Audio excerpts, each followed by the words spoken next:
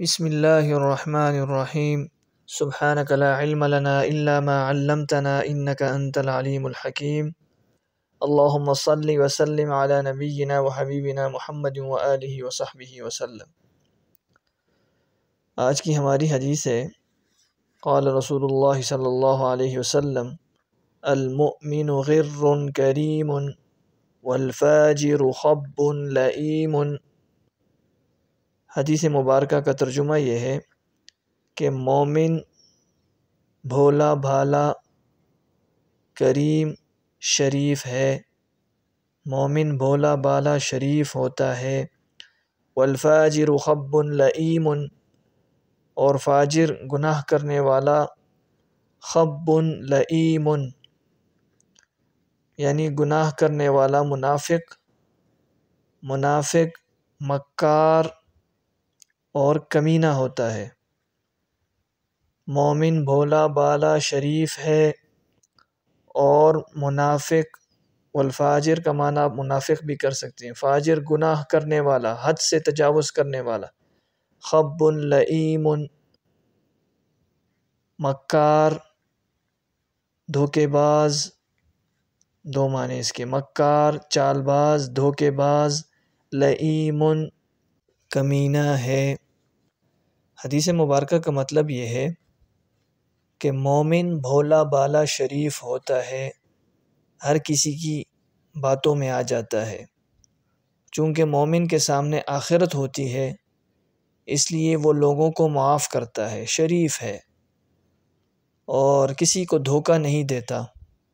غر کا معنی یہ ہے کہ خود دھوکہ کھاتا ہے لیکن کسی کو دھوکہ نہیں دیتا اور لوگوں کو بہت زیادہ معاف کرتا ہے۔ کریم شریف ہے، اور یہ کریم یہ اللہ جل شانہ کی صفت ہے، یہ بہت ہی اچھی صفت ہے کہ دوسرے لوگوں کو وہ معاف کرتا ہے اور خود اپنی ذات کے لیے کسی سے بدلہ نہیں لیتا، لوگوں کے باتوں میں آ جاتا ہے، لوگ اس کے ساتھ دھوکہ کرتے ہیں اس وجہ سے کہ وہ بھولا بھالا شریف ہوتا ہے، باوجود یہ کہ سب کچھ وہ جانتا بھی ہے لیکن اس کے سامنے آخرت ہوتی ہے جس کی وجہ سے وہ لوگوں کو معاف کر دیتا ہے۔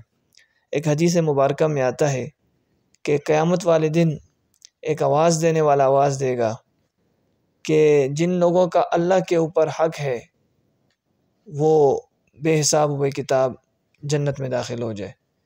حدیث کا مفہوم یہ ہے۔ تو صحابہ کرام نے پوچھا یا رسول اللہ صلی اللہ علیہ وسلم یہ کون لوگ ہوں گے؟ تو آپ صلی اللہ علیہ وسلم نے ارشاد فرمایا یہ وہ لوگ ہوں گے کہ جو دنیا میں لوگوں کو معاف کرتے تھے تو آج اللہ جل شانہ بھی ان کے ساتھ معافی کا معاملہ برتتے ہوئے ان کو بے حساب بے کتاب جنت میں داخل کر دیتے۔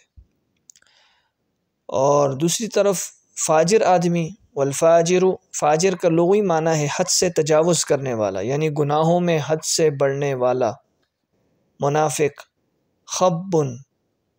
خب کا معنی ہے دھوکے باز، مکار، چال باز ہونا۔ لئیم کا معنی ہے کمینہ، ذلیل ہونا، اس کا لغوی معنی یہ ہے۔ تو فاجر آدمی وہ کمینہ چال باز ہوتا ہے، چال باز اور کمینہ ہوتا ہے۔ حدیث مبارکہ کی شروع میں مومن کی صفت بتائی گئی، اب یہاں پہ فاجر کے بارے میں بتایا جا رہا ہے کہ فاجر وہ لوگوں کو دھوکہ دیتا ہے، خود وہ دھوکہ نہیں کھاتا، وہ کسی کی باتوں میں نہیں آتا، الا یہ کہ اس سے کوئی بڑا دھوکے باز ہو جو اس کو دھوکہ دے، لیکن یہ خود کسی کے دھوکے میں نہیں آتا، اور یہ بڑا مکار ہوتا ہے، لوگوں سے ایسی باتیں کرتا ہے کہ جس کی وجہ سے لوگ اس کے دھوکے میں اور مکر و فریب میں آ جاتے ہیں، اور یہ کمینہ اور ذلیل ہوتا ہے، اس کے کام سارے اسی طرح ہی ہوتے ہیں۔ کوئی اگر اس کو دھوکہ دے تو یہ اسی فکر میں شب و روز لگا رہتا ہے کہ میں کس طرح اس سے اپنا بدلہ لوں، یعنی یہ لوگوں سے انتقام کا جذبہ رکھتا ہے، کیونکہ اس کے سامنے آخرت نہیں ہوتی بلکہ حصول دنیا کے لیے یہ سب کچھ کرتا ہے، دنیا کے مفادات اور